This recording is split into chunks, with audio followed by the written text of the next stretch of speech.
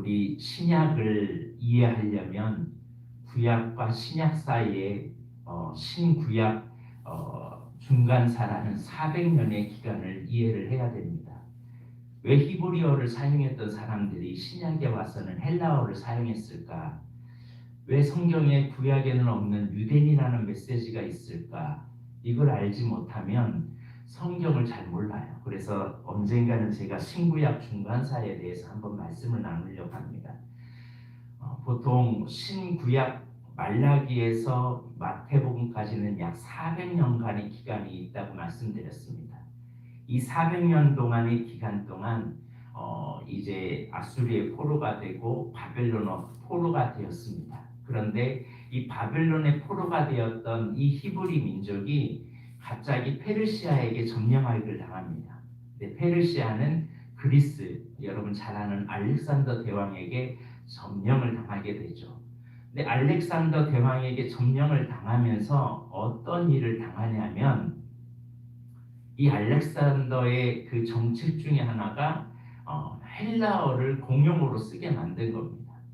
근데 그 이후부터 주전 186년부터 시작해서 계속 이제 이 히브리어 대신에 헬라어를 세계 공통어로 이제 점점 퍼지기 시작하면서 이제 헬라어가 그리스어가 아예 그때 당시에 언어로 이제 통용되었기 때문에 신약에 와서는 대부분 그리스어로 통용화된 겁니다. 또한 원래 유대인은 성전 중심이었는데 이들은 흩어지면서 무엇을 했냐면 성전을 못 가니까 회당을 만들기 시작한 겁니다. 그래서 이들이 가면서 회당을 만들고 그곳에서 하나님을 경외하니까 사람들이 이들을 가리켜 디아스포라, 즉 유대인이라는 말을 쓰면서 성경에는 유대인이라는 메시지가 나온 겁니다. 그런데 오늘 마태복음에 보면 이 두 가지의 노선으로 쫙 갈라집니다. 예수님도 두 가지의 노선을 자주 말씀하시죠. 좁은 길로 가라, 넓은 길로 가지 말아라 라고 말씀하시는 것처럼 왕을 영접하는 사람, 왕의 명령에 따라가고 왕을 쫓는 사람이 있는 반면에 왕인 줄 알면서도 의도적으로 거역하고 이 길을 가면 안 되는 걸 알면서도 의도적으로 걸어가는 사람들이 있었다는 사실입니다. 이게 왜 이런 일이 일어나냐면 400년 동안 문제가 있었던 겁니다. 한마디로 사두개인, 바리새인, 에세네파라는 사람들이 있어요.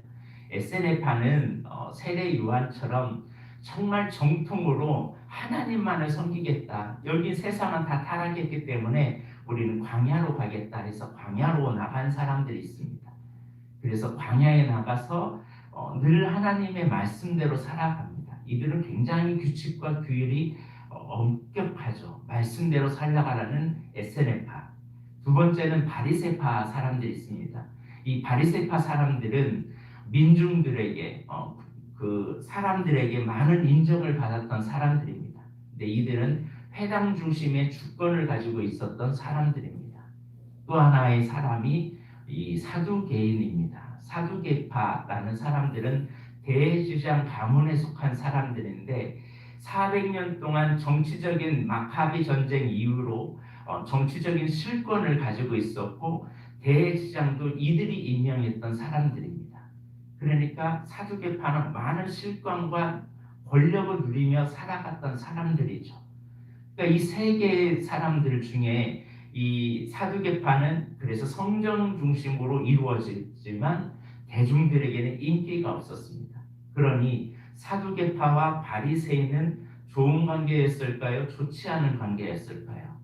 서로 대립하는 관계였죠. 왜냐하면 바리새인들은 대중에게 인기를 받았지만 사두개인은 권력이 있지만 사실은 성전 중심이라고는 하지만 그러나 대중이 인기가 없었습니다. 그런데 사람들은 누구를 쫓았냐면 에세네파를 더 쫓았어요. 그래서 사람들이 분명히 성전에 대장이 있고 회당에는 바리새인이 있는데 왜 굳이 광야에 가가지고 세례를 받으려고 했을까요? 이때 당시가 얼마나 타락한 시대였는지를 우리가 짐작할 수 있는 하나의 모습이죠. 그런데 오늘 마태복음의 마지막을 보면 아예 적나라하게 드러나고 있습니다. 우리의 실상을 보여주고 있는 모습이기도 합니다. 그게 뭐냐면 군병들이 예수님의 부활한 것을 사실을 알았습니다. 그런데 이 사실을 이제 보고하기 시작합니다. 그때 당시에 우리가 경비를 쓰고 있는데 무덤이 열리기 시작했고 지진이 일어나고 이제 예수님의 시체가 사라졌습니다. 이것을 그들이 보고하기 시작합니다. 그런데 12절을 보겠습니다. 시작. 11절과 12절을 보면 모든 된 일을 누구에게 알려요? 대제사장들에게 알렸어요. 12절에 이제 그들이 장로들과 함께 의논하고 군인들에게 돈까지 줍니다. 하나님이 살아나셨다, 예수님이 살아나셨다는 걸 아는데 그들은 돈을 주면서 말하기를 제자들이 밤에 와서 우리가 잘 때 그를 도둑질하여 갔다 하라고 거짓말을 시킵니다. 이 사람들이 누구라고요? 하나님을 경외하는 사람들이고 하나님을 믿는 사람들이고 성전에서 일을 하는 사람들이에요. 그런데 15절을 보세요. 군인들이 돈을 받고 가르친 대로 하였으니 이 말이 오늘날까지 유대인 가운데 두루 퍼지니라. 한평생 말씀대로 살겠노라고 바리새인으로 살고 대제사장으로 성전 안에서 살았고 말씀을 모르는 게 아니고 주야로 토라를 암송하고 토라의 말씀을 지키면서 살아갔던 사람들인데 결론은 하나님을 두려워하지 않는다는 거죠. 교회 안에는 수많은 사람들이 교회에서 신앙생활을 합니다. 성경을 어떻게 읽어야 하고 기도는 어떻게 해야 되고 말씀대로 살아야 하는 걸 알아요. 천국이 있다는 걸 알고 하나님의 나라가 있다는 걸 다 알아요. 몰라서 못하는 게 아닙니다. 오늘 여기 있는 본문의 말씀처럼 이들은 하나님의 말씀을 알면서도 거짓말하면 돈까지 매수하면서 그 일을 덮으려고 해요. 왜? 지금 내가 누리는 이 위치 내려놓고 싶지 않아서, 내가 이것 때문에 내가 이것을 붙잡는 것이 더 좋다고 생각하니까 영생도 있고 부활도 있고 하나님의 나라가 있고 예수 그리스도가 살아있다는 걸 알지만 거절하는 겁니다. 이게 누구예요? 바로 우리 자신들이 될 수도 있어요. 우리 자신들이 천국이 있다는 거 다 알아요. 영생이 있다는 거 다 알아요. 상급이 있다는 거 다 알아요. 보물을 하늘에 쌓아둬야 할 것 다 알아요.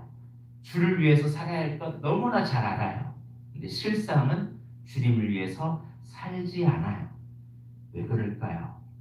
세상에 취하고 지금에 있는 것을 놓아버리지 않으면 우리는 바리새인, 사두개인처럼 살아갈 수밖에 없어요.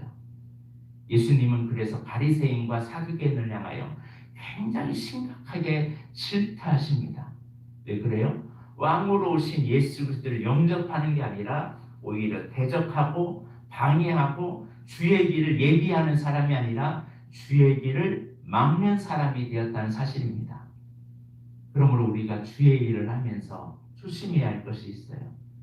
바리새인 사두개인들이 했던 일이 뭐냐면 내가 주인 되었기 때문에 그래요. 여러분, 예수님을 주인으로 모시는 사람, 예수님을 믿는 사람은 왕이신 주님이 나의 왕이 되어야 돼요. 내가 왕이 되는 순간에 우리는 바리새인과 사두개인의 길을 걸어갑니다. 근데 이게 쉽지 않아요. 이게 나도 모르게 내가 주인 되어서 내 마음대로 휘둘리고 싶은 욕망이, 이 죄성이 우리 안에는 있거든요. 그러므로 우리는 결단하길 바랍니다. 다윗의 자손 아브라함과 다윗의 자손 예수 그리스도의 계보라. 그로부터 시작하는 마태복음에 예수 그리스도가 오신 이후 우리에게 아브라함과 같은 씨를 주러, 다윗과 같은 통치력을 주려고 했는데 그것을 주려면 그 계보를 따르려면 어떤 사람이 되어야 돼요? 예수 그리스도를 왕으로 영접하고 그의 생명을 받아들이는 사람이 그의 계보에 들어갈 수 있다는 사실을 잊지 마시길 바랍니다. 또한 오늘 16절에서 20절에 있는 이 말씀을 통해서 11 제자가 갈릴리에서 다시 예수님을 만납니다. 어제 말씀드린 것처럼 갈릴리가 어떤 곳이에요? 주님을 처음 만난 곳입니다. 우리가 믿음을 다시 돌아볼 수 있는 계기가 뭐냐? 초심의 마음으로 돌아가는 거예요. 처음 이 교회 왔을 때, 처음 내가 교회를 믿었을 때, 처음 주님 앞에 내가 일을 헌신하기로 결단할 때 내가 어떤 자세를 했는지를 돌아봐야 돼요. 그러면 떨어지지 않습니다.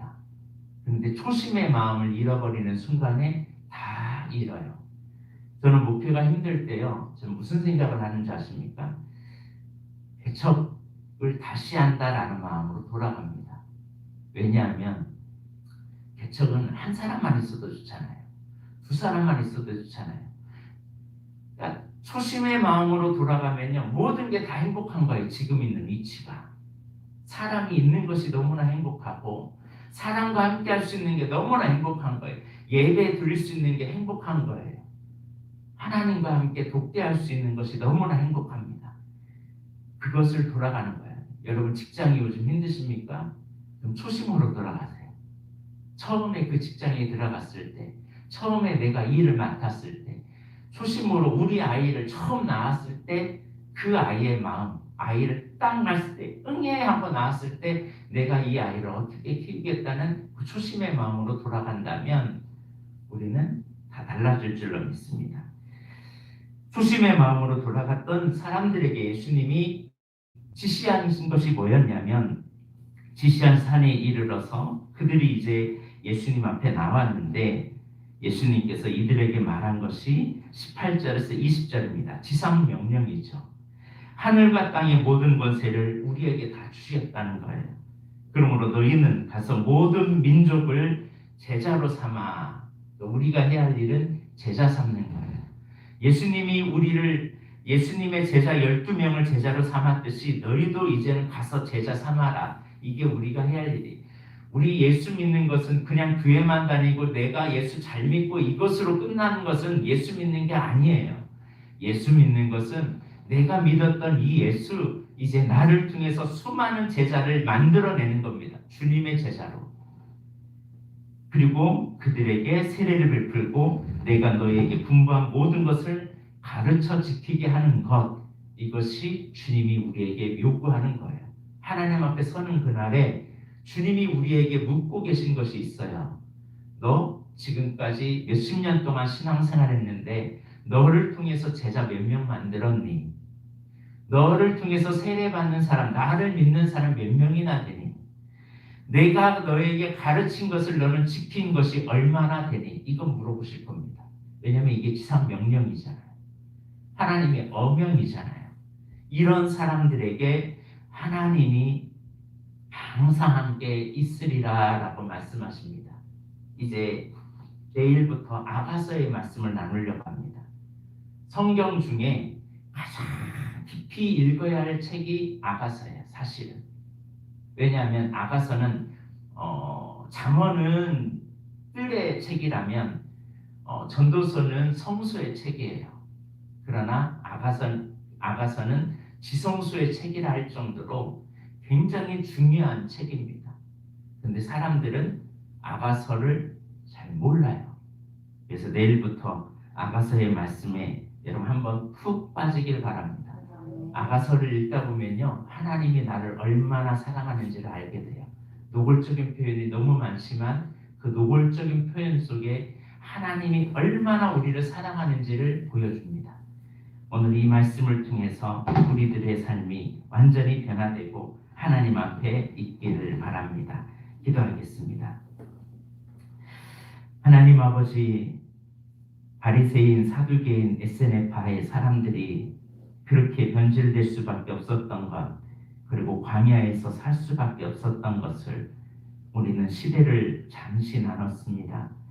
하나님, 우리도 시간이 흐르면서 시대가 가면서 나의 신앙이 변질되는 모습은 없는지요?